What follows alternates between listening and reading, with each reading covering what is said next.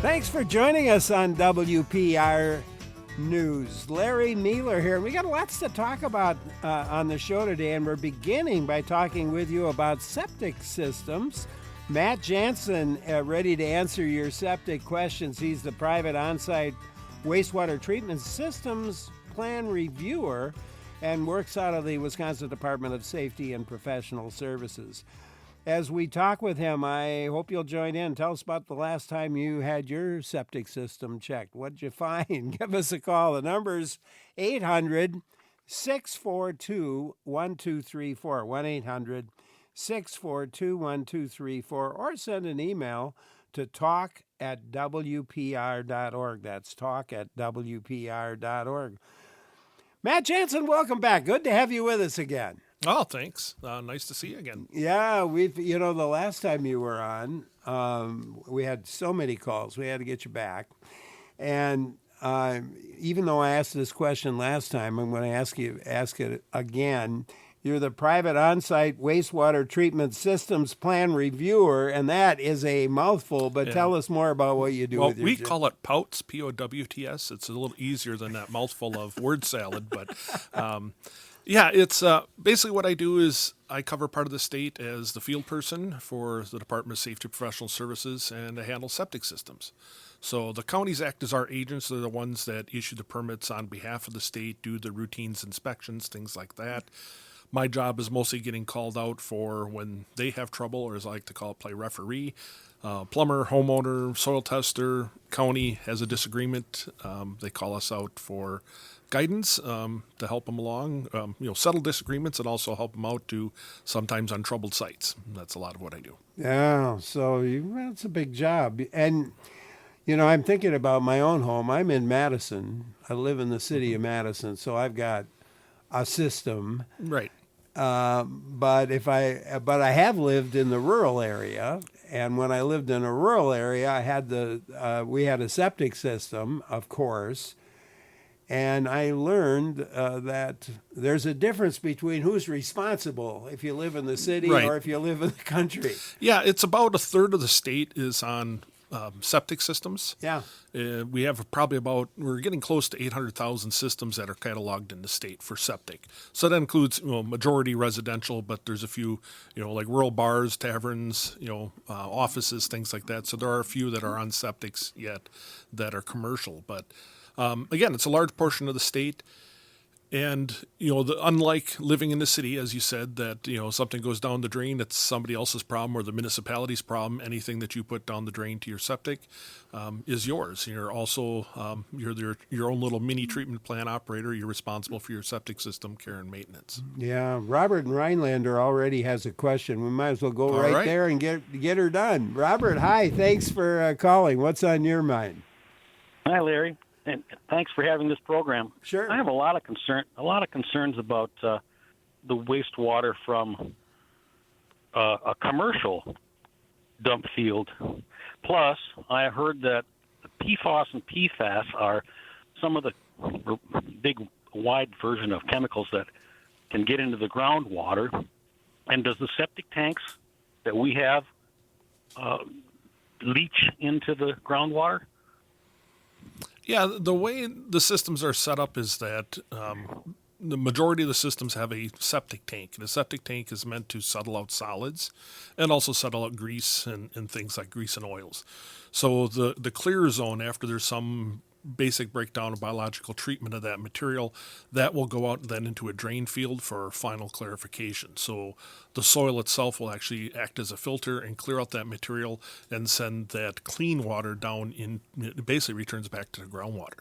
So a properly sited system, whether it's your home or whether it's a commercial system, such as like a bar, a restaurant, something like that, as long as it's correctly designed and situated, it's going to return that wastewater clean back to the environment. So that's the big key for us, is making sure that we design it big enough to handle not only the load, how much organic matter is being discharged, but also the amount of flow, how many gallons per day that it can handle. So if it's correctly sited, we should be able to take care of that, whether it's residential or commercial. Typically, what would be when you say sited and size, what are we talking about? So there's two things. So the first one would be based on size. For like a home, we size per bedroom. bedroom. 150 gallons per day per bedroom is what our design is. But then it's also based off the soil, so the soil type. So obviously a sandy soil, we can transmit more gallons per day through than we can a heavy clay soil. So, the difference in size of a clay compared to a sandy site, you're probably going to be 2.5 times bigger on a clay site than you would a sandy site, just because of the permeability of the soil. Yeah, and the tank itself though needs to be. The tank itself has to be sized large enough, and that's based off the gallons per day flow, and that's to make sure we have enough retention time in that tank so we can have the bacteria biology in there start to break down the material. Otherwise, if it's too small of a tank, any wastewater going in is going to stir it up, and it's going to go right out the other side before we have a chance to retain it. And so chemicals that may, as Robert was talking about, he was very concerned about PFAS, for example. Yeah. Well, PFAS is an emerging concern for us out there. We don't have a lot of information on PFAS, on how it's treated or how it's retained in septic systems or where it goes after that. There's really not a whole lot of research on that. I know that's sort of an emerging thing over the last couple of years, and I know some of the universities are gearing up to start looking at that. So, far as us from regulatory end, we're sort of responsive to what people tell us. And so I'm sure as more research comes out there and there's more thought being given to this, such as PFAS, we may change how we do things in the future. I can't answer that because I don't really know that answer yet. So, and it's based on, there's rules and regulations and laws, and and your job is to follow those. Yeah, our job here at the state is basically to follow the rules as they're enacted. So I'm sure as there's more concern, more public input, more research out there, there may be some rules promulgated that may change how we do things. And like I said, I don't know. I can't answer that. But I know it is a concern for us, and we are watching out for that and taking a look at what the information is presented to us. But right now, we just don't have a lot to go off of. We just don't know. Yeah. Doug, thanks, Robert. Appreciate the call. Doug in Minocqua will give you a chance. Hi, Doug. Yeah, hi, Larry. Thanks. I was just curious what your thoughts are about installing a water softener on a septic system. This is residential. I was told that because of the brine, it's not a good idea. Well, it's not a problem installing a softener. The problem is where that discharge goes. So any kind of water treatment, whether it's a softener or whether it's an iron filter, anything like that, the backwash or discharge out of those is very, very detrimental to a septic system. I know that you don't think of it as much, but the salt recharge in there or the bacteria slime from like iron treatment, anything going into your septic system is going to cause a problem with it. We've seen some that not necessarily that's the main cause for failure, but it sure didn't help anything out. Sort of the straw that broke the camel's back. It was a contributing factor to that. So we recommend that those do not discharge into a septic system. So you can still have it in a rural setting. We just recommend that those kind of treatments, discharges do not enter your septic. Okay, because it could create problems for your own septic. We've seen them creating problems, yep. Yeah, and then you're the one that's going to have to take care of it. Correct. Pay to have it taken care of, let's put it that way. Yep.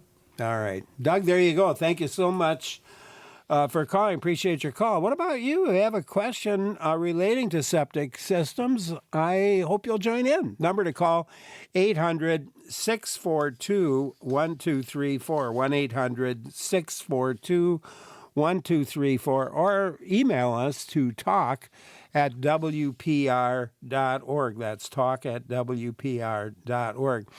Typically, septic systems are have to be pumped out at some point, don't they? Yeah, correct. There's two major kinds of septics. Is those that are what they call a holding tank, and that is a sealed tank. So usually the soils are so poor we can't get anything back into the natural environment. So anything going into that tank, it's very simple. When the tank's full, alarm goes off, you have it pumped out.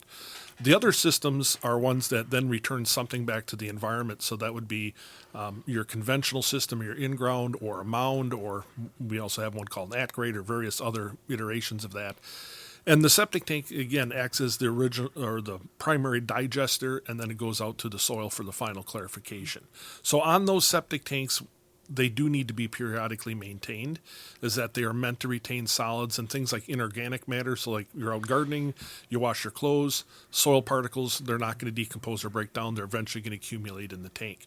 So every 3 years, the state law is that your system either be pumped out or that you should have it inspected to see if it needs to be pumped out. Majority of the time, people just have it pumped out sort of as preventative maintenance. You can think of it as getting an oil change on your car. Sure. You pump it out, make sure the solids aren't in there. Also, we talked about before making sure you have enough capacity in your tank for it to handle a large surge. If you have a lot of solids in your tank, the working volume is going to be much smaller. So when you do put a load in there, you run the risk of stirring up those solids, sending it out to your drain field, which is then going to plug your drain field.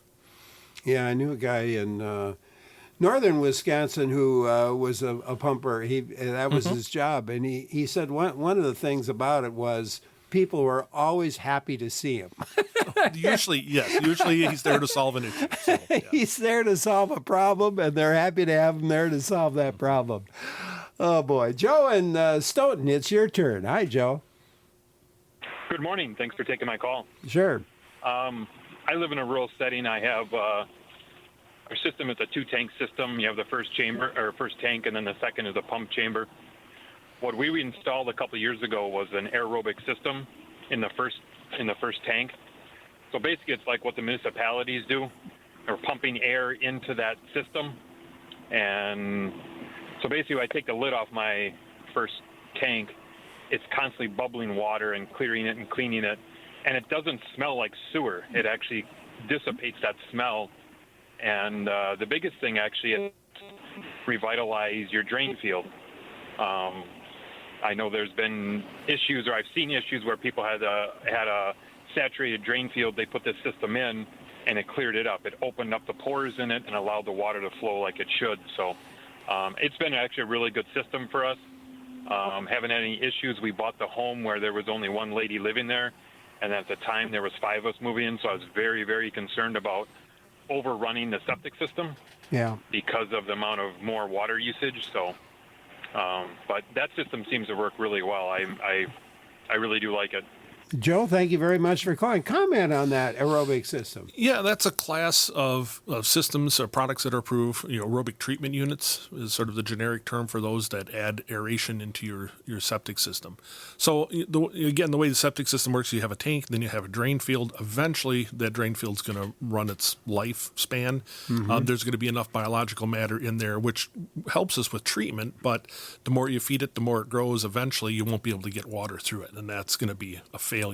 So aerobic treatment units can help with that. Is what they'll do is they'll take a lot of the organic load out in the front, in the tank, which makes it easier on your drain field, which can lengthen the life of your drain field, or in this case, possibly rejuvenate it. So the thing with the aerobic treatment units is because it's mechanical and air and there's some electricity charge, they're an expense that the homeowner is going to have to pay, but it makes your system run more efficiently. So there's a trade-off depending on whether you need that or not, or desire it or not. But yeah, they can be very helpful. And the way to think of it for the layperson is sort of like if you have a fire out in your backyard, and it's burning, it does a good job. But if you want it to really roar, what do? If you inject air into it, it really gets that going. Same thing in your septic system. The biology that is there, anaerobic or low oxygen, doesn't work as effectively as those bacteria. If you inject air into it and make it aerobic, they really take off and can really do a good job of decomposition. Yeah. Joe, thanks a lot for calling. Appreciate your call. Talking with Matthew Janzen today. Matt is the private on-site wastewater treatment systems plan reviewer with our Wisconsin Department of Safety and Professional Services. Great to have him with us here on WPR News. I'm Larry Mueller. Great to have you along today. Larry Mueller here talking septic systems with Matt Janzen from the Department of Safety and Professional Services. Great to have him with us. And lots of callers online, and I know we're going to have lots of questions here. We already have. But if folks attend this year's Farm Technology Days, used to be called Farm Progress Days, now it's Farm Technology Days. It's at Bear Creek this year, August 5th through the 7th. Yep, Tuesday through Thursday. Tuesday through Thursday, and your folks are gonna be there. Yeah, one of the things that we do through our department is an outreach program in conjunction with USDA Natural Resource Conservation Service. There's a large soil pit that is dug in the conservation tent, and the NRCS shares it with us. They're on one half talking about soil site and characteristics, things like that for the farmers.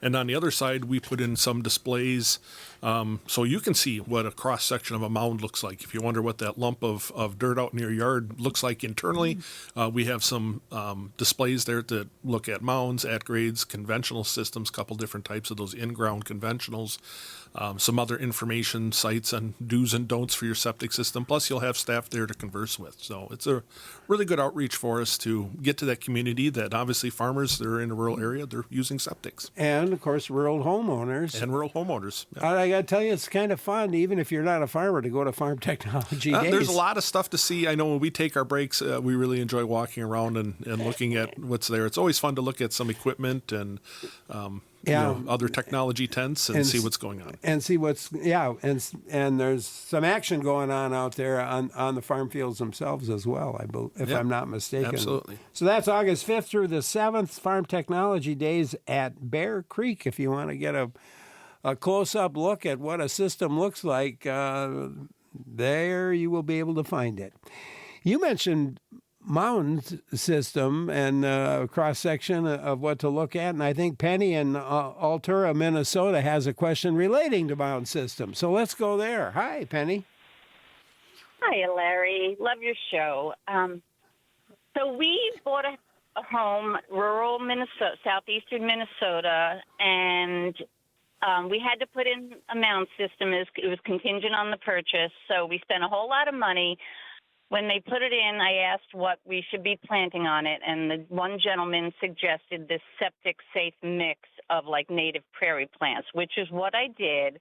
The first 2 years, I kept it mowed down, and then the third season, I started letting it grow, and things were coming in. But I see I've got a lot of weeds coming in, grass weeds, nettle, thistle, various things, and I'm wondering, am I going to have a problem?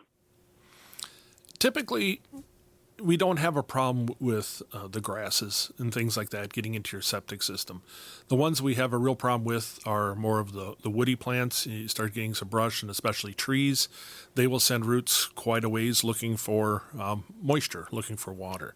And a septic system is a good source of that because not only do they find water, but they find water with a lot of nutrients in it. So we will get trees that will send runners out for quite a ways. And if they get into your septic, I've seen videos and pictures. I've seen some in person where they pull out this snake that goes for dozens of feet of a giant root mass. Typically, if we're looking at any kind of other vegetation like grasses, whether it's prairie or native grasses or lawns, things like that, we really don't seem to have as much of an issue with those. But there's some information out there that some grasses and deep-rooting grasses or ones that love water will send some roots out there. But for the most part, we haven't really seen much of an issue with that. Penny, there you go. Thank you so much for calling. Appreciate it. Paul in Toma will give you a chance. Hi, Paul. Hello, how are you doing? Great. Appreciate the call. Just a quick question on RV fluid in the septic system or any kind of antifreeze RV or the green stuff. Is it harmful? Don't do it. It's okay. I've heard stories both ways. Okay, so that's a little bit of a loaded question. So RV, any kind of waste that you have out of an RV should be disposed of through an approved dump station. So usually you'll find those near the exit of like a campground or state park when you're exiting. That's the best place for that to be discharged. You shouldn't be discharging it back into your home system because what can happen is, like you mentioned, there's a lot of chemicals out there that are preservatives. Some of them contain formaldehyde that are basically made to make everything inactive so you don't have to build up a smell. Once you introduce that into your septic system, it's going to do that to your septic tank also. I talked earlier about making sure the biology, bacteria in there help break things down. When you add that could upset the biology of your tank, could kill it off, could have an upset, could cause you problems down the road. The other issue that I've seen with homeowners discharging into their own tank is that they don't or not familiar with their tank or their tanks or their system, we heard before the person with the aerobic treatment unit, they also have a pump chamber. We've had people that have come home, opened up the lid, discharged their RV waste into the pump chamber, not going into the septic tank, that immediately gets dosed right out to your drain field and then kills the drain field and plugs it. So I would recommend not doing anything with your home system. If you have an RV and you're out and you need to dump the wastewater, just go to an RV dump station. That's where it's best. But yeah, we've seen some commercial dump stations, for state parks, other campgrounds, things like that, and it's very hard on the systems. It's very difficult to treat. Paul, there you go. Thank you for calling. Let's go to Kurt in Pleasant Springs next. Hi, Kurt. Hey, Larry. Thanks very much for taking this call. I heard just a few minutes ago that I should not be sending my backwash from my water softener to my septic system. Built our home in 2005. Been doing that since day one. Where should it go instead? Well, any place but your septic. It's for us, what we usually recommend is that they daylight it out to the ground surface. Is that we don't want them going into the septic. So you may kill the grass off in an area, so you may want to put down like a gravel, little bit of a bed or something like that, just so, because you're not going to have grass growing there, and have it just discharge to the surface. All right. There you go, Kurt. Thank you very much for calling. And Mark in La Crosse will give you a chance. Hi, Mark. Hi. Thanks for taking my call. My issue is with my neighbor. My neighbor's house has been here for about 40 years, and he's on his original septic system. What happens is that, and it happens off and on throughout the year, there's a vent pipe associated with his system that I've noted increasing amounts of water flowing through it to the point where the soil is saturated just below and downstream of it on a slope. And it could be potentially going wrong with that system. Yeah. Typically, the vent pipes that we see are made just for ventilation. They're just there to exchange air with the system, or when the pump kicks on, or when the drain field discharges out there, that you have someplace, you have water coming in, you got to have someplace for that air to exit. And that's what the vent pipes are for. So the vent pipes, you should not be seeing any standing water in your vent pipes. Now, I guess with a caveat to that would be saying that if you have a system that had recently dosed, you pumped out, or you have some water standing there at times, that's going to happen periodically. But you shouldn't see persistent standing water in your vents. Otherwise, what that indicates, as I said before, is that eventually that system will plug up over time, and that's what we call hydraulic failure. So that's sort of what it sounds like is going on, is that because if the system's been there 40 years, it's probably developed a well-developed biomat is what we call it, and that's going to pond water on top of that. And so that's sort of what you're looking at is all systems are on a progressive failure eventually. Sure. And this looks like this is near the end of its life. Once we see stuff discharging or, water liquid discharging to the ground surface, that is considered failure by state statute, state code. So now Mark's it's his neighbor, it's not him. Well, it depends how much you want to make friends with your neighbor, I guess. It's for any system, we're not driving up and down the roads looking for systems, to write orders on. But if you have a concern about that, you could always turn a complaint in, to your local zoning office. That's typically who handles this, and they will go out there and investigate it. And if it's a failed system, they would be ordered then to replace it. Okay. What does it cost to replace a system? It varies widely. Depends on what part of the state you're in, to what kind of system you need, whether you can do an in-ground conventional or whether you need a mound. Also depends, like I mentioned before, what your soils are. So even if you have a conventional system, let's say in the central part of the state where it's really sandy, compared to a conventional system in, let's say, the southeast part of the state where it's really heavy clays, the system is going to be much larger, so your cost is obviously going to go up. You're going to have, the tank cost isn't going to be much different, but the drain field is going to be a lot bigger, and that's going to vary. I don't even want to hazard a guess. I've seen, systems somewhere in the $10,000 range for a real inexpensive sandy site conventional, up to I've seen $35,000 for big mounds. Oh, okay. I know it's more expensive now than it was just a few years ago, like everything. You like everything, yeah. Mark, there you go. Thank you so much for calling. Louis from Green Bay emailed us, is wondering if there's a way to safely empty their septic tank by himself, and what would happen if it had a leak. Well, there's a couple questions there. Is it legal to empty a septic tank by yourself? And the first answer is no. My department handles the installation of those and making sure they're being maintained, but the actual pumping out of a tank and disposal of that's handled through the Department of Natural Resources, and they're working off of rules that are all EPA rules. So there's a whole set of rules what you can do with sewage, just like a municipal treatment plant, what they can do with their sludge. Whole bunch of rules about where it can be applied, when it can be applied. We don't want contamination of human waste that might carry human diseases. For instance, like potato crop or root crop, you have to wait, I think it's like 38 months before you can harvest if there's been sewage applied. So there's a lot of rules with that, and there's licensing requirements through the DNR. So the short answer is no, you can't do it yourself. And I forgot the second part of the question. What would happen if it had a leak? If your tank has a leak, well, then that's a failed system also. So whether you're ponding and causing sewage to come out on the ground surface, if you have a leaking tank, discharging to the ground where it's not supposed to be, that would also be another part of failure.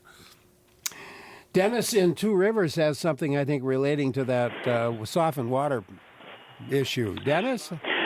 Yeah, when I hear about the highway department's brining highways in winter, I wonder, well, could the brine from a water softener be used on a driveway? And as far as people wondering whether to have their septic systems inspected or drained, I think sometimes they should have both done. Yeah. Yeah. I don't know about using the I'm assuming it's salty. I'm sure it would work for a lot of different applications, but I'm not sure how you'd recycle or reclaim that softener brine. But yeah, having them pumped out or inspected, that's been an argument that's been going around sort of the professional circles. Is I guess you can have it inspected, but a lot of people are just choosing to have it pumped out just as a precautionary, whatever's in there. Every 3 years, most people are going to get a card or a notice from the county, and they just choose to have it pumped out just as preventative nature. I know a lot of people don't like paying the fee or doing that. I think it's sort of akin of going in for a yearly physical. You don't get upset at the doctor if you go to your yearly physical and he finds nothing wrong, and you say, well, that was a waste of a physical. You think, that's good. I checked it off my list. Everything's fine. So that's what a lot of people are doing is they have it pumped out. They make sure that it's clean. You also will note that if there is any leak or something, if you pump it out, they might see water coming in. Pumped out, everything looks good. It's sort of your clean bill of health, and you're good to go again. Roger in Stoughton, you're next. Hi, Roger.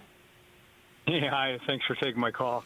The gentleman who called before about RV dumping, maybe I missed the point of that, but I'm curious. We have a 3-season up in northern Wisconsin, and I put antifreeze into my toilet, when we close it up in the fall. And, the past couple winters, we've actually gone up in the winter because there hasn't been a lot of snow and stuff. And I'm putting antifreeze back in the toilet and running that into the septic. This is my first question. Is that harmful to the septic tank? That's a good question. I would have to see what the antifreeze is that's being used. And typically, if it's not harmful, they'll have some information on there whether it's harmful to septic or not. If it's not harmful to septic, just like anything, use in moderation. I've had people talk about things like antibacterial soap, or can I put bleach into my system? If you're using a quarter cup of bleach and 5-gallon pail and you're mopping or doing something, fine. If you're adding a lot of bleach into a system, it's going to kill it off. Same thing here with the antifreeze. I'm assuming small amounts just to keep it, keeping your plumbing fixtures from exploding in the winter frost. If it's septic safe, I'm sure it'll be okay in small moderation. All right. Okay, I guess I never thought to check that. But my other question is if you don't mind, I also have from a well-known filter company, I have a filter that they replace 3 times during the summer, and it doesn't discharge anything, but it's pulling the iron. There's a lot of iron content in my water up there. that's running through, all that water is filtering through that and then going into my septic. Is that potentially a problem? If there's no discharge, if it's just like a filter cartridge that they replace when it gets full, that I would not see being a problem. The ones that we have a problem are like, there's some kind of discharge that it basically reverses the flow and knocks that flock off of whatever filter is being done and then discharges it. Those are the ones that we see a problem with. Okay. All right, Roger, there you go. Thank you for calling. Dave from Eagle River emailed, is there any advantage of having two separate septic systems in a residential setting? One for gray water, such as wash machine water, and one for solids. Two separate tanks for settling and one field.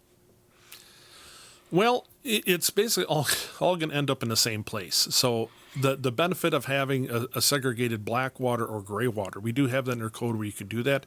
But typically what's going on is that they're treating black water separately for a reason. So maybe you have, you're semi off the grid, maybe you have a composting toilet or incinerating toilet.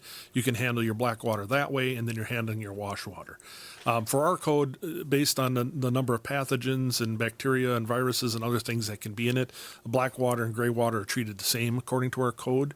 Both need to be treated. So separating the two and then having them joined back up in one drain field probably isn't very advantageous, but having an extra septic tank would be advantageous. Having more settling time, more retention time, letting it break down. So you wouldn't necessarily need to separate the two. You could put them all into the tank. Adding another tank would make, quote, a better system. All right. There we go with that question. And now let's go to Neil's email. Last winter, the septic line from the house to the holding tank froze, and also the drain field. The plumbing in the house is about 40 years old, and he's considering replacing all the drain pipes and, from the inside of the house to the tank.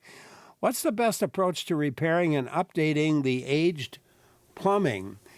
And just as an aside, I bet there was a lot of frozen that happened last year because we had almost no snow and then really cold temperatures for a spell. That's sort of the perfect storm for freeze-ups for us, is that you don't have a lot of snow cover, you have a lot of cold weather, you're going to get freeze-ups.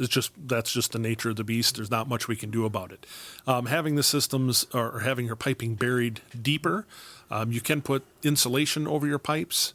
There's actually, extruded polystyrene that's in our code. It's a way to insulate it. I've seen some people sort of do the handyman special. They'll bring out straw bales or something to put over it just to try to insulate it. Keeping the lawn sort of woolly, trapping as much snow as you can when it does fall, that all helps. But, I guess the thing that's going to happen in winter, if we don't get the snow, we're going to have freeze-ups. It just happens. Somebody else is wondering, what about the garbage disposal? You got a garbage disposal in your sink. How does that affect a septic system? Garbage disposals are hard on systems. If you have scraps of food or things that can be pulled out and thrown in a garbage or composted, you should be doing that. What you're doing is any of those that material, that food waste that you're grinding up and sending down there, the bacteria and biology of that tank is going to have to break that down. And so by putting raw food in there, making it work harder, again, it's anaerobic, it's not very efficient. Our body's much more efficient at breaking that down first. So it's hard on the system by using that. So if you do have a garbage disposal, very intermittent use, not just getting in the habit of scraping all your food waste in there and grinding it up and sending it down the drain, that's hard on it. Mary emailed, they have a septic system, and when they wash and dry laundry in their home, a stinky smell comes through the bathrooms. It's not every time, and perhaps worse on a windy day. A plumber once told Mary it's because she has a septic tank. However, she had a septic on a property prior to this one, and it was never an issue. Could this specific septic system have an issue? It could. Septic smells can come from a wide variety of things. They could be improper venting. You could have a plumbing issue inside the home.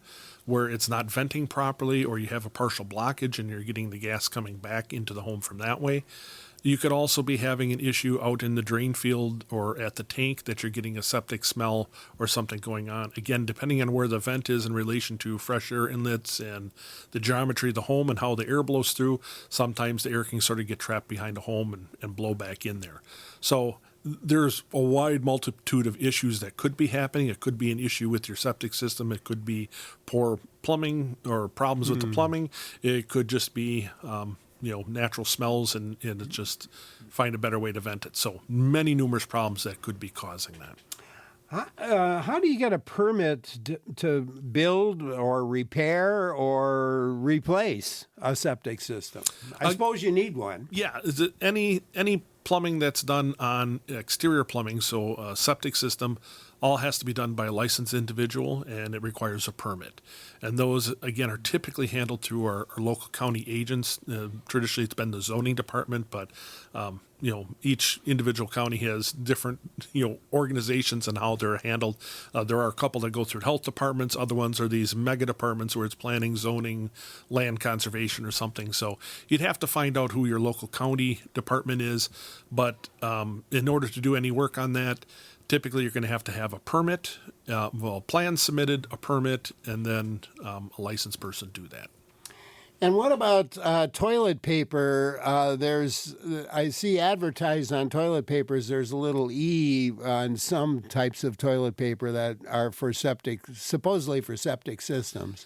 Yeah, there's a bunch of different ones out there that list as septic safe or not. I've had some anecdotal evidence that some of them aren't as good as others, but typically, for the most part, if you're using toilet paper in moderation, it's going to be okay. And finally, what's the strangest thing you ever found in a septic system when you had to review it? Oh, we've had I'll say my favorite story is that we had a home where they had a blockage, and our loose term of human artifacts, that we had some prophylactics that were in the tank, and the man of the house said that he doesn't use them. Well, the 16-year-old beat feet, jumped in the car, and was gone, and I'm sure they had a good talking when he got home. So.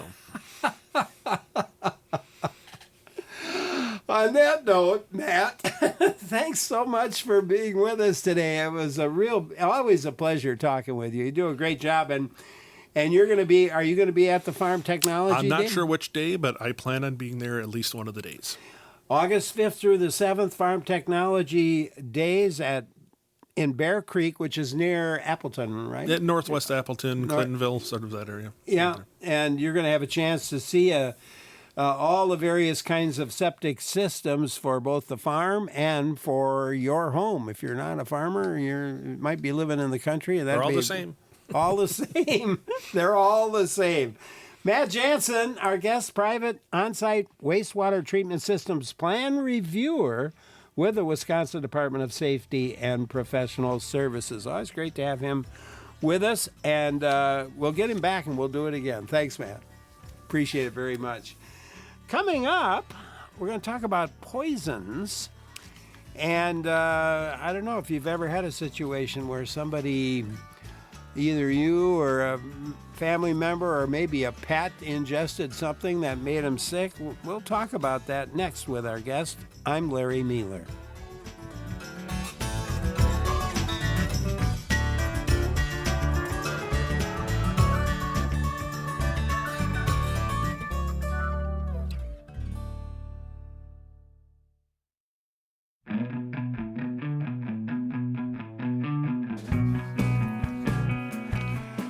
Great to have you with us here on WPR News. Larry Mealer here. We're turning our attention to poisons now, including how healthcare professionals manage it and what to do if you ingest some.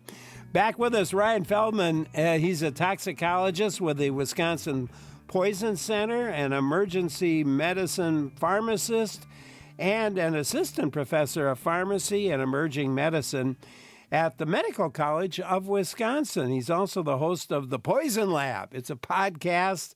I was listening to one of the podcasts this morning.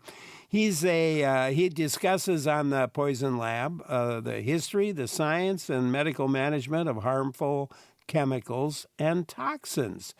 So as we talk with Ryan, I hope you'll join in. What questions do you have for our toxicologist and poison expert? Have you ever accidentally taken too much medicine and gotten sick, or have you accidentally ingested a chemical, maybe while cleaning? What did you do? Give us a call. The number's 800-642-1234, or send an email to talk@wpr.org. That's talk@wpr.org. And Ryan, welcome back. Good to have you with us.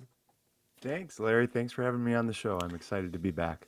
As a toxicologist, you've studied poisons and of course reactions to chemicals for years, and have helped people calling the Wisconsin Poison Center hotline. How does somebody in your position define what a poison is? Yeah. Well, when I say the word poison, a lot of people probably conjure up ideas of cyanide or pills slipped into a drink. But really, a poison can be anything. So all the way back in the year 1500, a Swiss physician named Paracelsus came up with the term, poisons are in everything, and the dose alone determines what a poison is. And that gets shortened a lot to the dose makes the poison, which I think everybody knows. So really any chemical, and even things you might think of that you use in everyday life, like water or salt, can be poisonous if they're taken in a dose that leads to harmful effects on the system or kind of changes the way your biology works. So we're really surrounded by poisons, since almost anything can be a poison. Yeah, I was thinking back to some runners, for example, at events and meets that drank too much water and had a not very good effect from it. Exactly. In fact, there was long ago a story about a radio show that did a challenge where you had to drink as much water as you could in a short amount of time. And it actually led to someone becoming very, very sick because it can affect your sodium levels. So just about anything can be a poison. It's all about the dose. Yeah. You host an interesting podcast called The Poison Lab. And maybe before we take calls, what do you talk about on the podcast? Visit about that a little. Yeah, so the podcast is an outlet for me to explore a lot of these different poisoning topics without anyone's life or limb needing to be on the line. These topics are pretty fascinating. There's a lot of history. There's a lot of interesting medical management related to things. But when you're actually dealing with a patient who is sick in front of you, you don't get the time to sit down and slowly think about all of the different things going on. And you have to take quick action to make sure that patient's going to be okay. So the podcast is just another outlet where I get to do probably taking care of poison patients is maybe my second favorite thing. My first favorite thing is talking about poisons because, it's you get all the fascinating stuff, but it's a little bit lower stress in the moment. So we talk about a lot of different topics, poisoning outbreaks. One of my most recent episodes, we interviewed a whole team of healthcare providers who took care of a mass poisoning outbreak in Ontario, Canada. It's just really cool to hear about people's different perspectives and how these different types of poisons are managed. Nick in Green Bay has a question for you. Let's go there. Nick, hi. Thank you for calling. Actually, I got a story for you. And I love black lads. I love all lads, but they're all stupid dogs. They're dorks. And I had a mouse problem in the garage, so I stuck a chunk of mouse poison way underneath the workbench because he would never know it's there. And he got into the garage, and I looked into there, and sure enough, there it was. It was gone. So we called the vet because we were freaking out. She said, give him a teaspoon of hydrogen peroxide. And didn't that idiot, he ate the whole thing. He swallowed it in one big gulp. And the hydrogen peroxide made him puke, and he puked up the whole chunk. And he's 9 years old now, and no side effects, but he's still an Wow. idiot. So I'm still an idiot, Nick. Thanks a lot for calling. Well, is hydrogen peroxide? Yeah, if you drink some of that, you're going to puke it up. That's a really interesting story, and it kind of brings up an interesting point. Inducing vomiting is something that in humans we almost never recommend anymore because the risk of throwing up and choking on it is so great. Now, in dogs, it's a different story because their stomach and their airway, or their esophagus and their airway, are horizontal. So throwing up for a dog is really easy. They just comes right out. But in a human, our esophagus and our airway are vertical. When you throw up, it kind of comes back down. We get really worried about that in humans, but for pets, it's a really common intervention to give them peroxide to throw up. In humans, we rarely do that anymore. Oh man! I'm thinking about this. They're ingesting, eating something. That's you can certainly get poisoned that way. But I'm thinking that there'd be other ways you could get poison into your system. Yeah, there certainly are. In fact, one of our most common calls that comes through a poison center is about toxic gases that are accidentally made at home. If you combine bleach, which is hypochlorite, with an acid, it releases the chlorine in that bleach and you get chlorine gas. So that is something that people can inhale. It dissolves into the mucous membranes of the lungs and the eyes and causes irritation. It can really be pretty bad if you don't get out of there quick, which most people do. But we get lots of calls about gas inhalations. Sometimes injectable medications start to cause problems. There are certain rare things that if they get on the skin, they can be a problem. Certainly chemicals that can cause burns. It's not just swallowing a medicine or a poison that is the issue. You can get exposed in all sorts of ways. Why the heck would anybody mix bleach and an acid to begin with? Well, it's usually vinegar that people are mixing it with, which is acidic.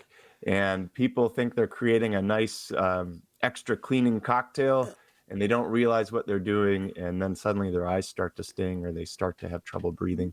And that's exactly when you should get out of that room and give a call to a poison center. Why?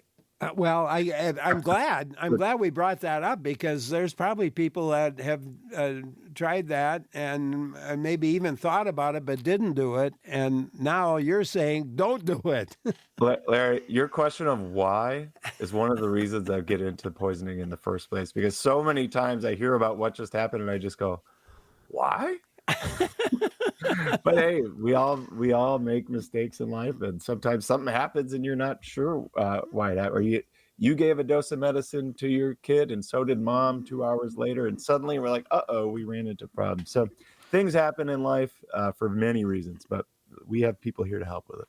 Well, what happens? Let's go through what happens when somebody you've answered many hotline questions. I'm sure from people who would call in after they ingested something they shouldn't have, or maybe their child has. Walk us through what you do when you get a call on the poison hotline. Yeah. So for many years, I worked as a specialist in poison information. That's the person who answers the phone at the poison center. And this I like to think of as a combination of mad scientist / 911 dispatcher / healthcare professional. They are really, if you get a chance to talk to someone who works that hotline, they're going to have stories for you. But basically, it's a free public access line that absolutely anyone can call if they're worried about anything. You don't even have to be poisoned if you just have an informational question. But when you call that hotline, you're going to get somebody who is going to help you assess the situation. Maybe you took a bite of a mushroom, or you're inhaling some gas from mixing cleaners, or you double dosed your medication, or maybe you took a whole bottle of your medication in self-harm. These are people, trained medical experts, who are going to help assess the situation, decide if it's dangerous or not, get you linked up with the right healthcare if you need it. And then they actually tell those healthcare providers how to treat the poisoning. They consult on how to manage it. It's totally confidential, and this is really, I think, an incredible service that in the world of today, where there's a lot of crumbling infrastructure in terms of public health and safety, this is a really useful public health service that absolutely anyone can access with millions of dollars of medical training on the other side. We're going to stay with Ryan Feldman into the next half hour of our show. And I hope you'll stay with us. And Sherry and La Crosse, we'll get to you after we take a look at the news. Stay with us. I'm Larry Mealer.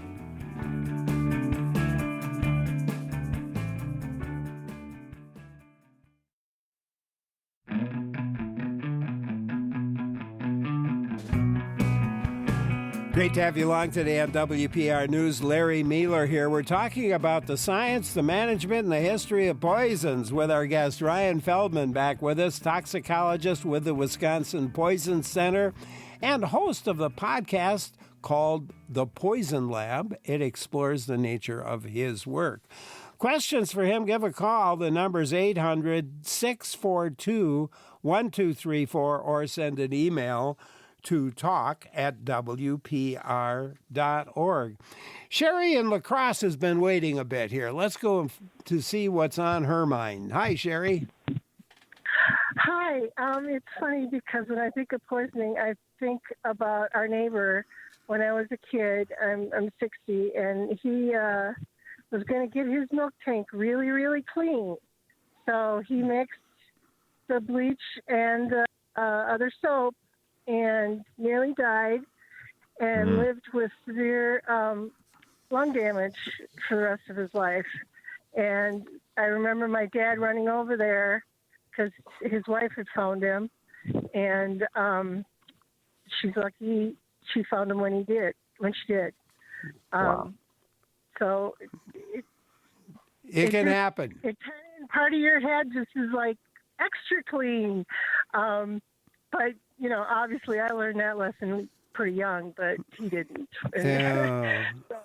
Sherry, thanks a lot for calling. Yeah.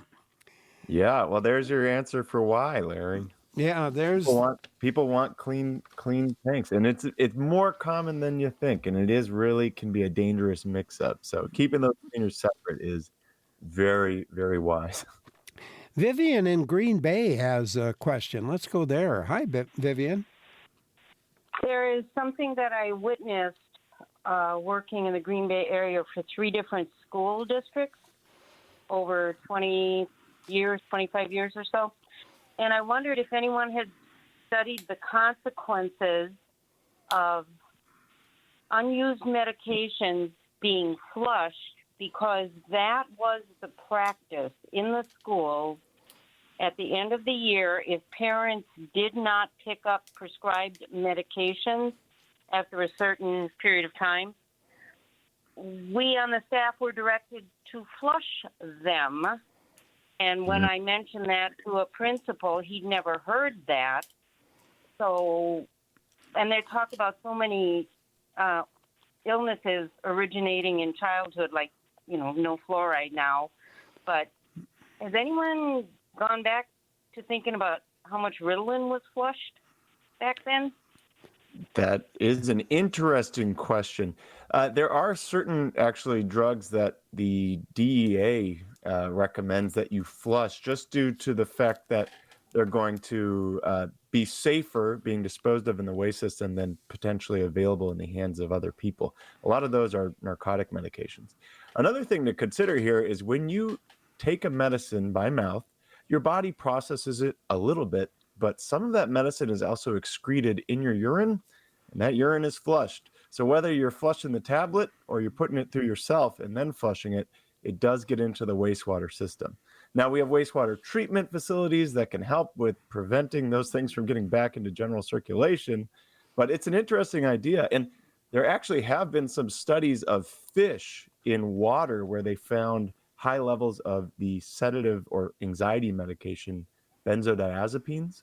And they found that these fish take riskier actions because they're exposed to these medications that relax them, so they're less stressed out all the time. And they tend to hang out closer to predators. So you're certainly onto an interesting idea. I think we have some safeguards in place in most major metropolitan areas And just because you're not flushing the pill doesn't mean drugs aren't entering the wastewater system as well. But it is a thought. I don't know about Ritalin specifically, but I'm hoping that our wastewater friends, we were just talking about sewage before, maybe they have some ideas about it. I'm hoping they've taken care of some of that problem. Vivian, thank you very much for calling. Kelly in Dubuque, Iowa, your turn. Hi, Kelly. Hi, I have two questions. One, we recently had to put our daughter on an iron supplement, and in buying the supplements, I kept reading on all the bottles. In ages 6 and under, this can cause poisoning, so keep out of the hands of children. So I'm kind of wondering what happens after the age of 6, that they tolerate the supplement better, or they're out of the danger zone. And then my next question is what can parents keep on hand at home to help keep our kids safe in case they do ingest something?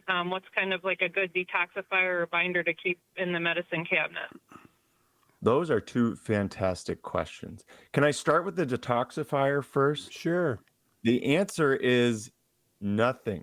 It is the Poison Center phone number and 10 ounces of prevention by keeping medicines up and away and locked in secure cabinets. And that goes for cleaning agents too. 40% of the calls to a poison center are for kids under the age of 5 getting into either medicines, cleaning products, or cosmetic products. There is no universal antidote out there. If you are in a hospital, we might, in certain conditions, give you something called activated charcoal. This is something that will go into the stomach and bind any of that poison that's in the stomach to keep the body from absorbing it. But the dose that we have to give in that scenario is massive. There is over-the-counter activated charcoal. That's like 1,000th of what would be going on here. So I don't want anyone to get that mixed up. This is something that should only be done by a medical professional. And in terms of things like inducing vomiting, we talked about this just a little bit before, but we don't recommend that almost ever because the risk of throwing up and choking on it is so high. And actually inducing vomiting can even sometimes push medicines further down through the stomach into the body to get more absorbed. So it's not a recommended practice anymore. And then there's nothing to keep at home to make someone vomit.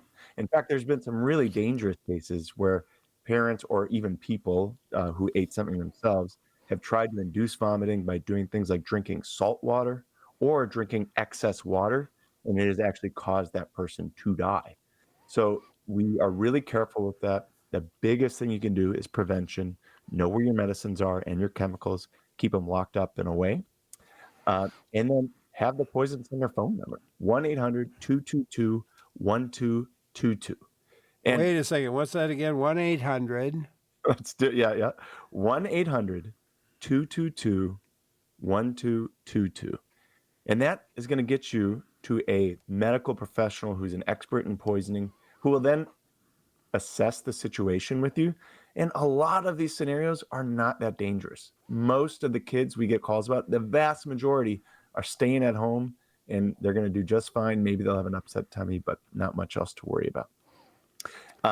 So that's who you should call to help figure out your next steps there. And that's such a good question because so many people think, well, there's got to be something we can do at home. There's infinite poisons, right?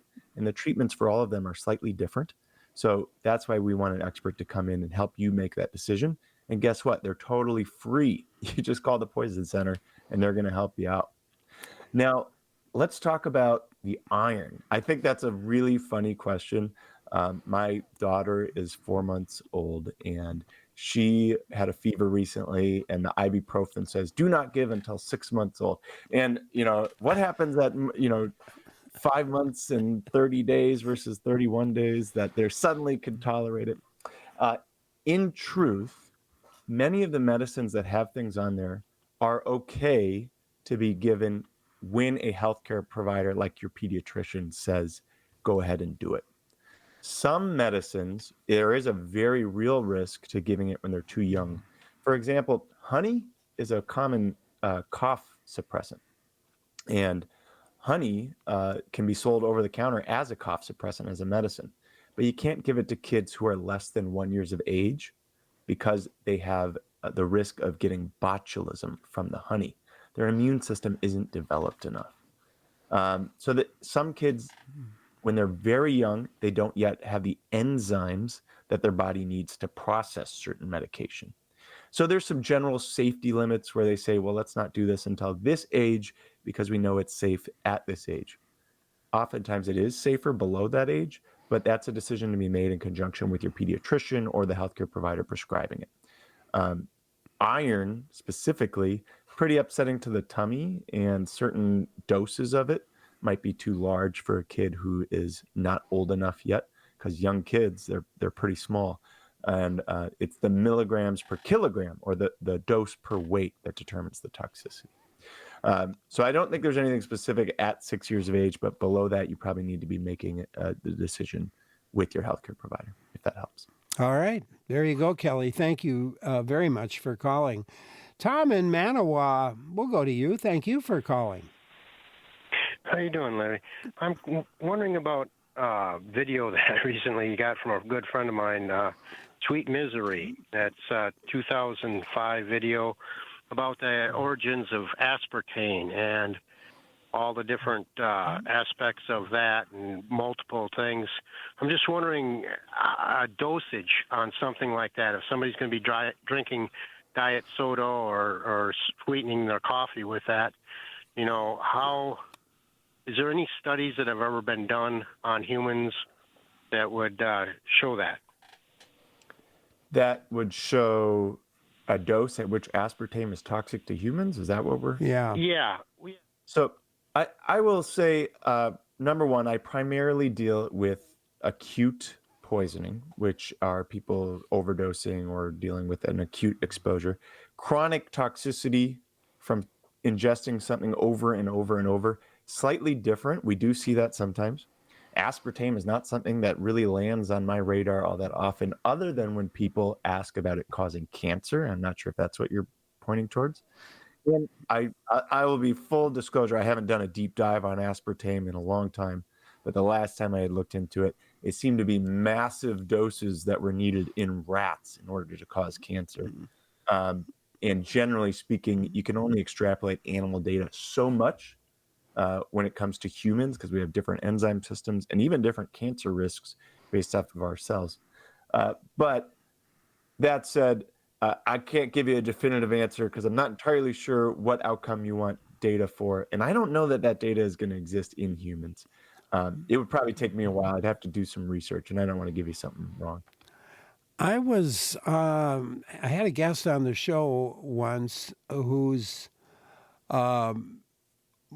near the end of the show, she was a cared for dogs, dog care person, and realized that she did not have her gum in her purse, and raced out of the studio because her dog she remembered she'd left it out.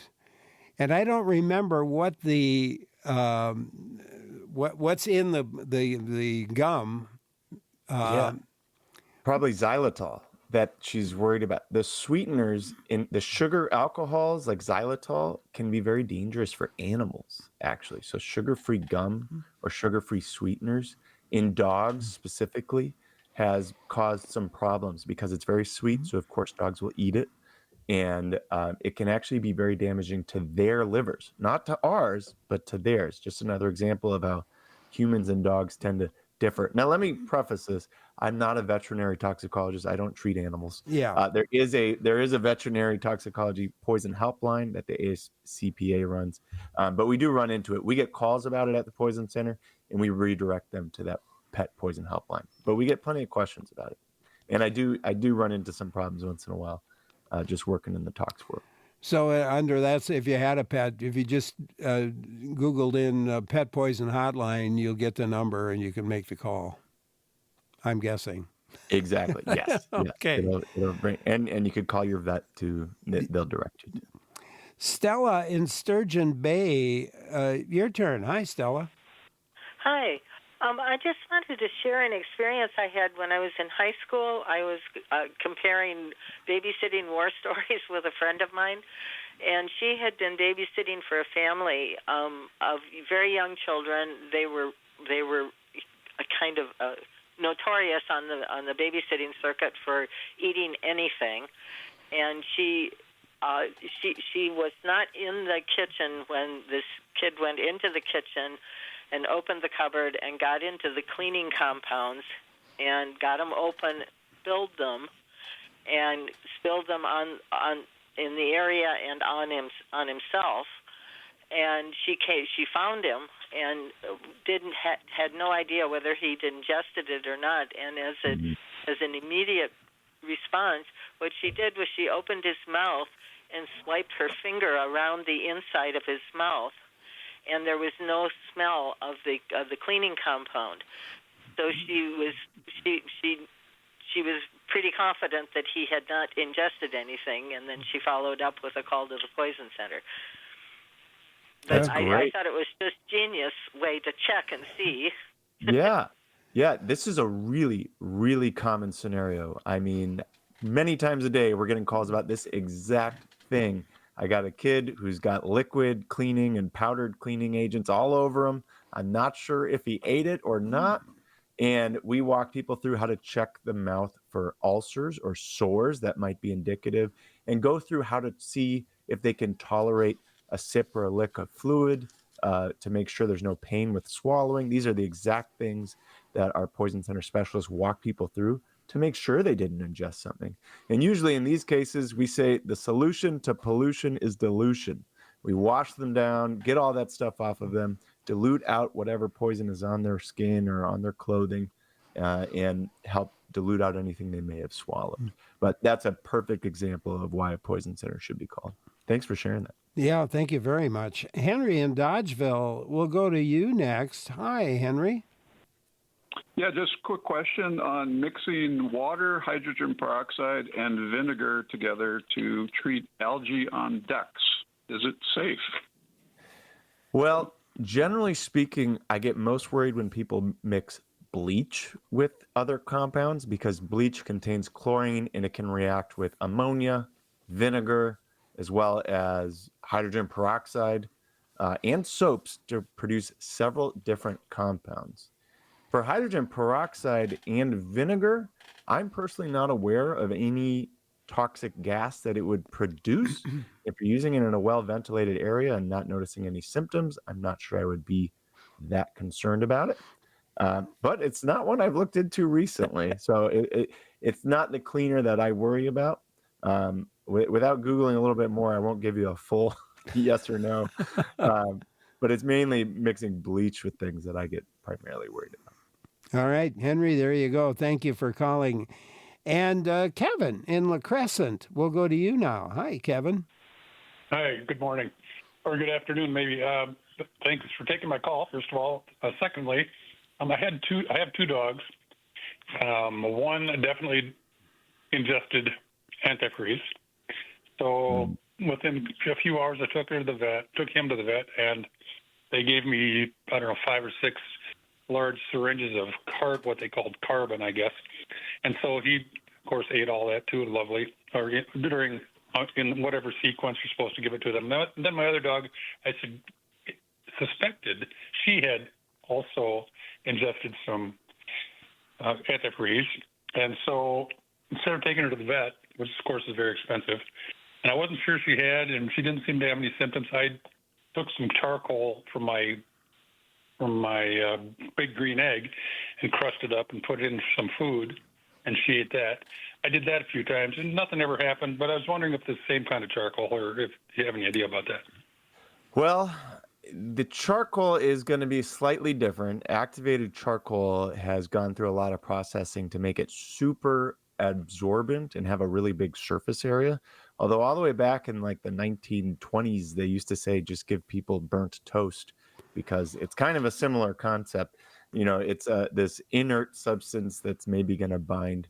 I would say, the treatment for ethylene glycol, generally speaking, charcoal doesn't even work that well for it. Oftentimes they need other antidotes, but the veterinary world is a little bit different. And with ethylene glycol, antifreeze. That ethylene glycol is what's in antifreeze. Sometimes you won't know that something is wrong until the kidneys fail. So it wouldn't, if this was recent, you might consider talking to your vet about getting the kidneys checked out.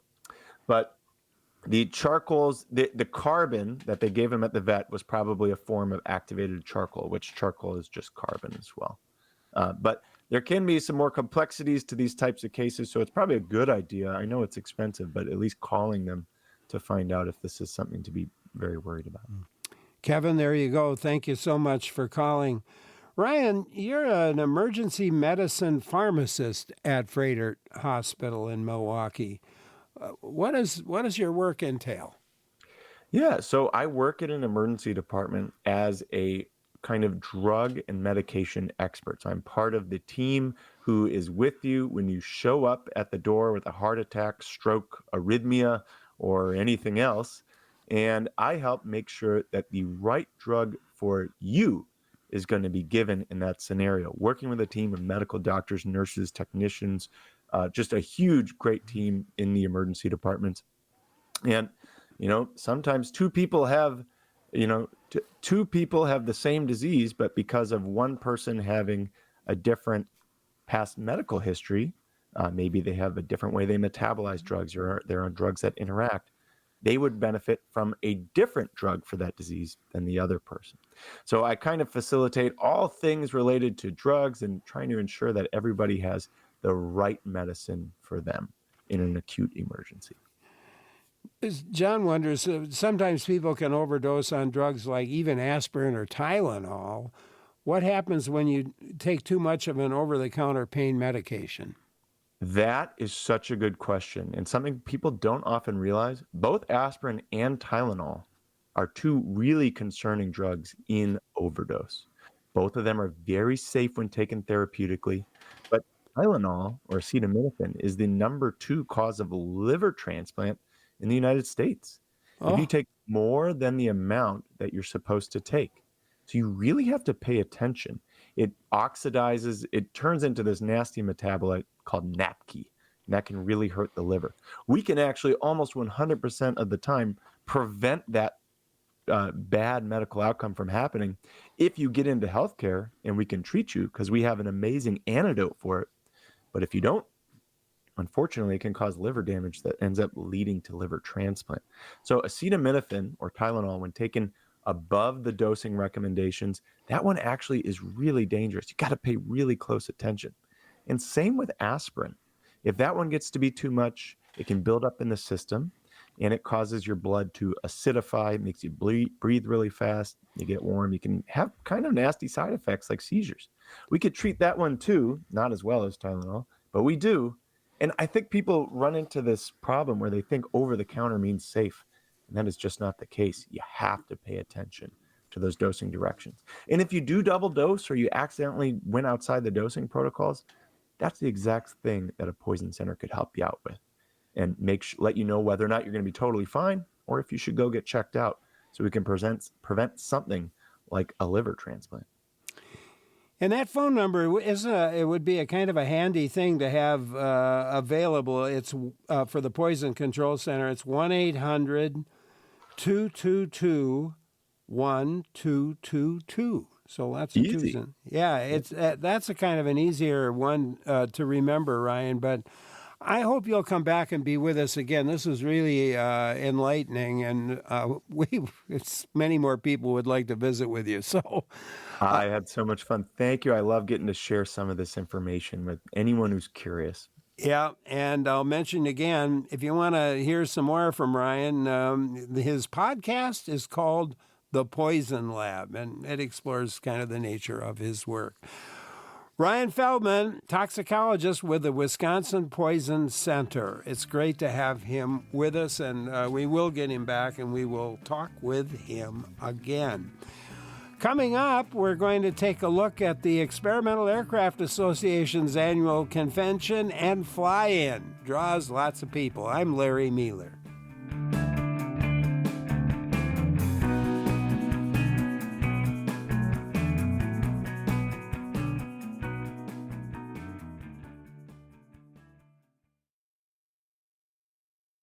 The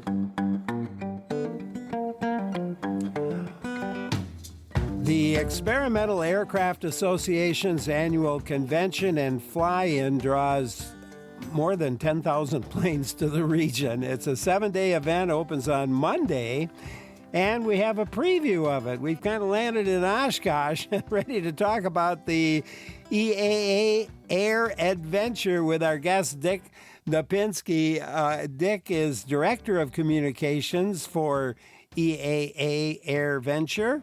And as we talk with him, I want to hear from you. Give us your memories from maybe previous air adventures. Let us know why maybe you go back every year, or if it's your first time, what do you want to know? Give a call. The number is 800-642-1234, 1-800-642-1234, or send an email to talk@wpr.org. Dick Knapinski, welcome. Thanks for joining us today. Well, it's been a few years, Larry. It's great to be back with you. And, yep, we're getting ready for, I'd like to call it Aviation's Family Reunion coming up starting next Monday. Yeah, that's great. And this has been going on for a long time, hasn't it? It really has. It started, this fly-in is Wisconsin born and raised. It started in Milwaukee back in 1953. The organization was just about 6 months old when they had their first fly-in, attracted 21 airplanes and 150 people. And matter of fact, they all had, it's at what's now Timmerman Airport, and they all had dinner on Saturday night in the Miller Brewing Company hangar. Well, we can't do that anymore. So, but it's really grown, and last year we had 686,000 total attendance. You mentioned 10,000 plus airplanes, and people from 94 countries came to Oshkosh. And it's amazing experience. Talk about what people are going to find when they come. What will they expect to see and experience? Yeah, it really is. It's a gathering of people and airplanes in one place that you'll see nowhere else on Earth. You'll have everything from one-place ultralights. We have drones flying in the air, the Goodyear blimp. Well, actually, 2 of them will be here this year, all the way up to it'll be a 747 on the ground. The U-2 spy plane will be here. The military always brings in some of their jets to fly in the air shows. New technology will be here. Some great vintage airplanes, the biplanes from the 1920s, and these 100-year-old aircraft that have been restored will be here. And just people from around the world who have a passion for flight. And in the history of Earth, it's a fairly new phenomenon. You figure we've only been at flying for less than 125 years in a powered way. And to already have reached the moon and do all these things and all this technology that allows us to get around the world is really amazing. The technology and just the innovation involved in it. I had a good friend who was, his hobby was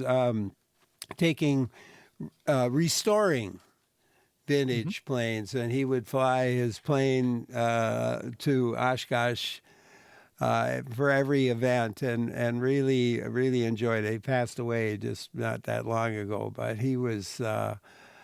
It was always a lot of fun to get in the plane and ride with him, and fly with him, but it was his exciting event of the year was to go to that. There is something about it because aviators. There's less than 0.5% of all the people in the country are pilots, have a pilot certificate. And so the group finds each other, and they find each other at Oshkosh. And the people you've been talking with in California and Arkansas and New Jersey, maybe online and so forth, you get to meet face to face and share airplane stories. And it does really become a family reunion in some ways. Our campground, I know families who have camped next to each other for 30 years and watched the children grow up, and now the grandchildren are there and they're starting to take part. And that kind of event is a culture unto itself. I think people who are enthusiasts with anything, be it Harleys or cars or boats, it's that same kind of fellowship that's in there, that there's a common bond. We often tell people that when you live someplace and you fly an airplane, you spend a lot of time telling your neighbors why you fly. why you put money into it. Here's why it's safe. All of these type of things. Here, you don't have to explain to anybody. Everybody speaks the language, Larry, and it's just, oh, that's cool. Okay, what kind of airplane do you have? How long have you had it? What are you doing with it? Where have you gone with it? Things like that, and that's part of the fun. Yeah. And at one time it was, and I don't know if it's still the case, but it was the busiest airport in the U.S. or maybe the world. The world, yep. Mm-hmm. The busiest airport in the world for a week. A week, it is. To give you some idea, Larry, places like O'Hare in Chicago, Hartsfield in Atlanta, they average about 2,500 takeoffs and landings every day throughout a 24-hour day. Our peak day at AirVenture is 3,300 takeoffs and landings in a 14-hour day because we're closed from 8 p.m. till 6 a.m. So if you break that all down, on an average, it's a takeoff or landing every 10 to 12 seconds on average. And there are times like this coming weekend where we will have 5 or 6 airplanes landing on runways at the same time, which is a phenomenon. It's an Oshkosh phenomenon that takes place because if you look at the runways from the air, you will see very large colored dots on the runway. And the runways are long enough that it can accommodate small aircraft 2 at a time. And so the air traffic controllers will tell one airplane, I need you to land on the end of the runway. And the one in front of you, they'll say, land on the green dot halfway up.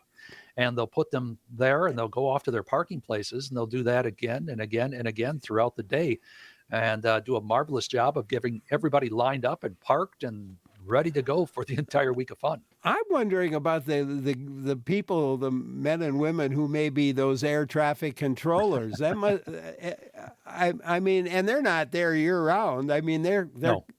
Explain that whole process. Sure. Oshkosh for 51 weeks a year is a contract tower. They contract out to a company. There are 3 or 4 people that run the air traffic control tower. And Oshkosh really is the 3rd busiest airport in the state behind Milwaukee and Madison because there's so much general aviation activity, non-airline activity takes place here. So it's a busy airport anyway. But the FAA takes over for the week. And what the FAA does is they ask the air traffic controllers, would you like to work Oshkosh? And what they look for are some experienced hands who've done it many times, some who maybe have done it 3-4 times, and then some of the rookies. And so they meld that group together. And then the supervisors pick the best air traffic controllers out of those groups. So it's an all-star crew from across the country that comes to Oshkosh to work the event. And we put 8 people up in the tower at the time to keep track of everybody. But my favorite part of it, Larry, happens at a little bitty burg called Fisk, which is about 7 miles outside Oshkosh, right off of Highway 44. And it's a typical Wisconsin crossroads. It's got a church, a bar, and a fire station. And that's it. And by the fire station, they put a trailer every year. And they have 3 air traffic controllers there who watch the airplanes form over Ripon and Green Lake. And they say, don't talk to us unless you have an emergency. We'll talk to you. And they say, okay, blue and white Cessna, if you hear me, rock your wings. Airplane rocks its wings. Okay, what I need you to do is to get behind the White Piper, a half-mile trail, follow the railroad tracks up 2 miles away from the airport. They will pick you up. The air traffic control tower will tell you which runway to land on. Welcome to Oshkosh. And they will do that several hundred times a day. It's an amazing piece of low-tech and high-tech all working together at once. I don't think I've ever asked you this before, so it's really interesting to hear that. And do all those people who are doing that work, you'd be frazzled at the end, I would expect, but probably exhilarated as well. Yeah, it's a good tired. By the end, I can say that for myself working the week. It's a good tired. The air traffic controller is the same thing. And if you work Oshkosh, you get a pink polo shirt that says, I worked Oshkosh Control Tower. And that's a badge of pride when they go back to their home air traffic control towers that say, yep, I worked the busiest airport in the world. I worked Oshkosh for a week.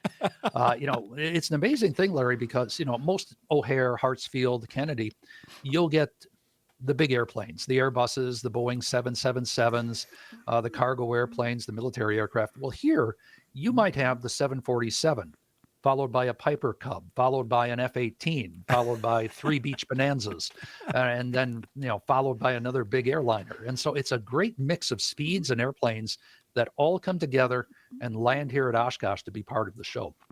It's really cool, and it's cool to be able to, if you're at the event, to see those planes coming in. It's a very cool event, and there are some really good shows, air shows, remarkable air shows that go on as well.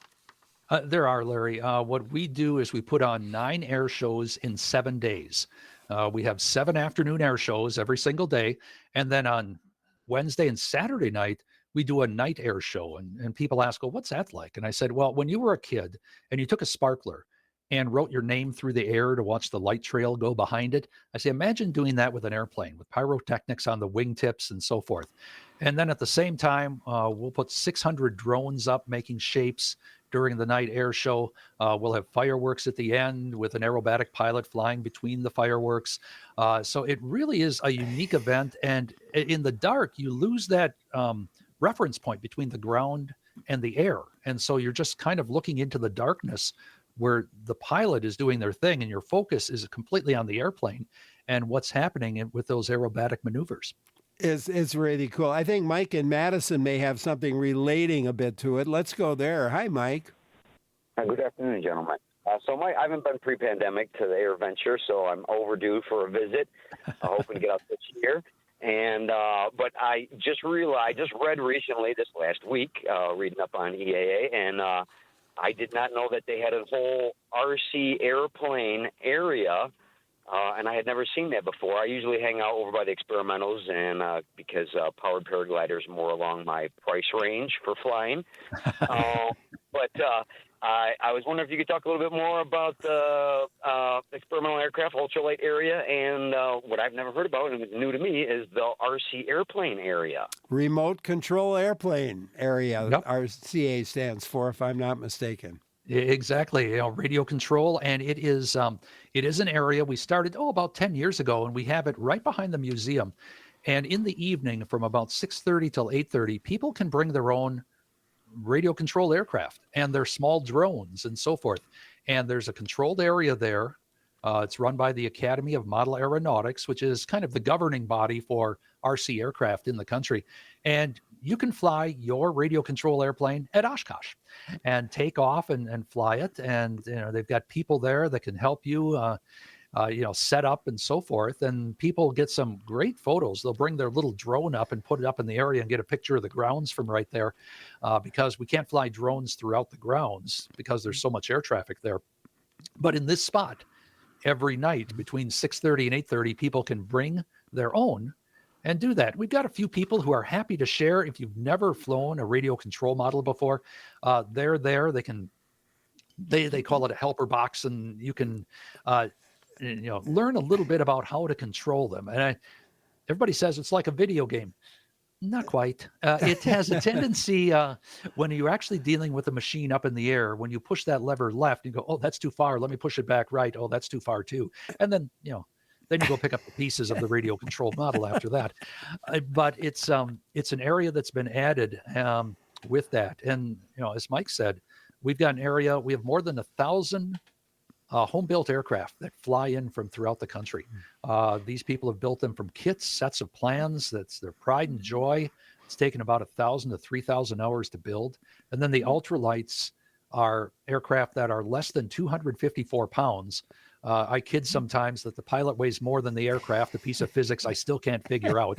But but they go flying. And actually, when we don't have a night air show, we have the Flight Fest every night down in the fun fly zone, as we call it.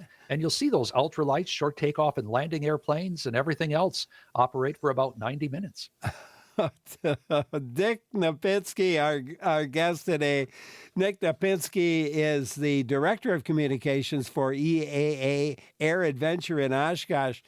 Questions for him, or maybe an experience to share about the AirVenture? I hope you'll join in. 800-642-1234, email to talk@wpr.org. I'm Larry Mealer for WPR News. Great to have you with us for WPR News. Talking today with Dick Knapinski, who is Director of Communications for EAA AirVenture in Oshkosh. Coming up all next week, starting on Monday, July 21st through the 27th, located at the Whitman Regional Airport in Oshkosh. And tickets, I should mention, tickets are available on the website, and that is EAA.org. EAA.org. If you want to get tickets, you can get them in advance and available on the website. We had a question from a person from Wausau emailed us. With the new inventions of flying cars and flying bikes, you need to have a sport pilot's license or private pilot license to use one in the future. Yeah, probably, Larry. And that's a great question. Ever since cars and airplanes were invented a century ago, people have been trying to meld the two. Yeah. What happens? The engineering for a car, which is aerodynamic, hold it to the ground, all of the things you need, much different than an airplane for those aerodynamics to create lift. And so most people, when they've created them, have created a very bad airplane matched up with a very bad car. But the technology keeps going, and there have been some that have flown here in the past and have been really something to watch.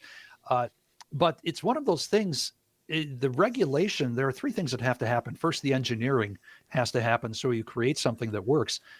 Second of all, you need the regulation. Is it something that you need a pilot's license, or do you go to the DMV? Can you land on your street, or do you have to drive to an airport to take off? Those type of things that they have to work through. And finally, consumer acceptance. How many people are ready to take their car for the wings to pop out and go flying at the same time? Well, since I have a pilot certificate, I'd go, yeah, me, I'd do it.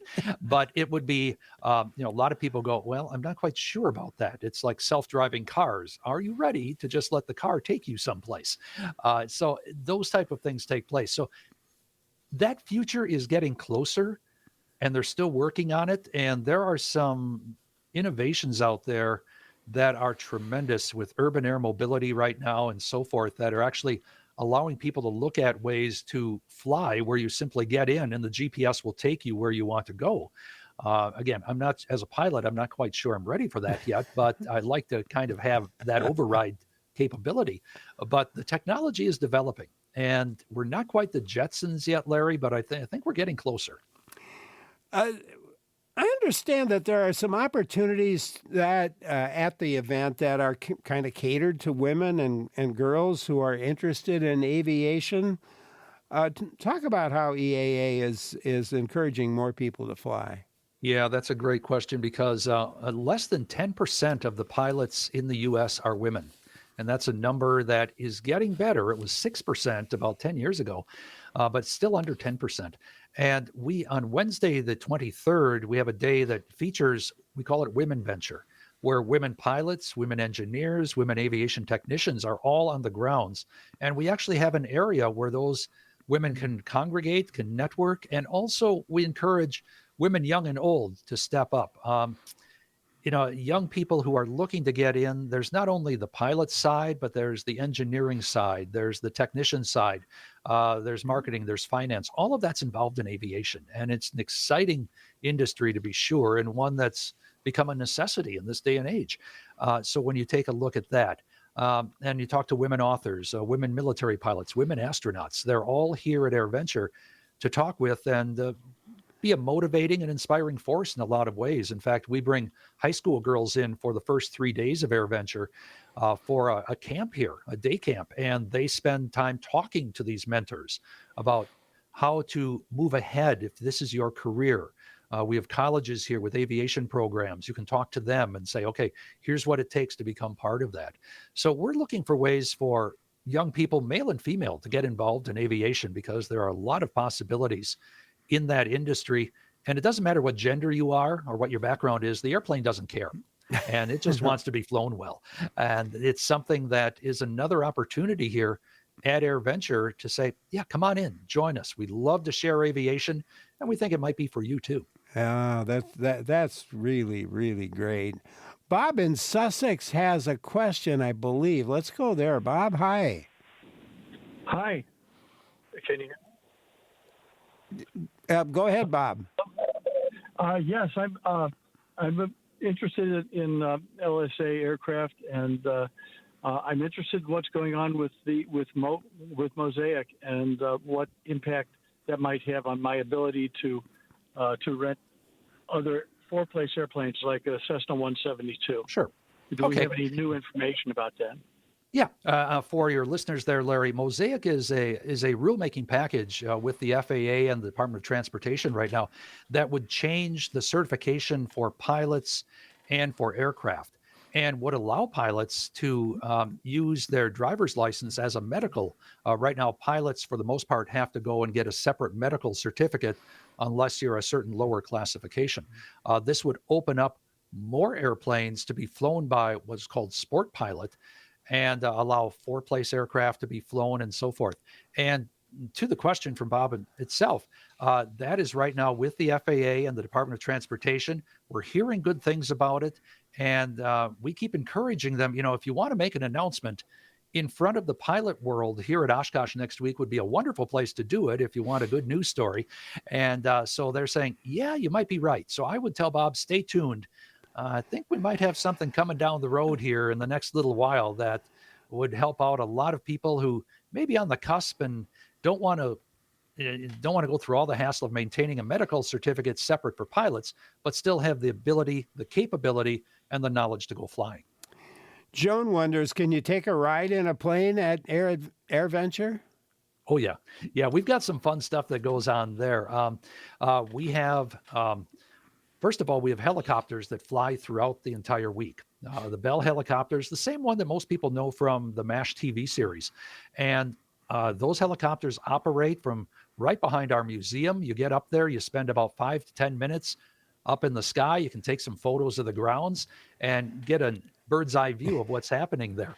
And then we also have our Ford Trimotor, a 1929 airliner, the height of luxury in 1929 airline flying, that we have some walk-up seats still available each day. And so you can catch a flight on that and go over the grounds and see what air travel was like 100 years ago, and those opportunities. And we do have some people that bring their warbirds here. We operate those out of Appleton, a B-29 bomber, a B-25 Mitchell bomber from the World War II era. And there are ways to purchase flights on those too. Those are a little pricier. I mean, you can start going from about $400 and up on that, but it's a once in a lifetime experience for those who love aviation. Yeah.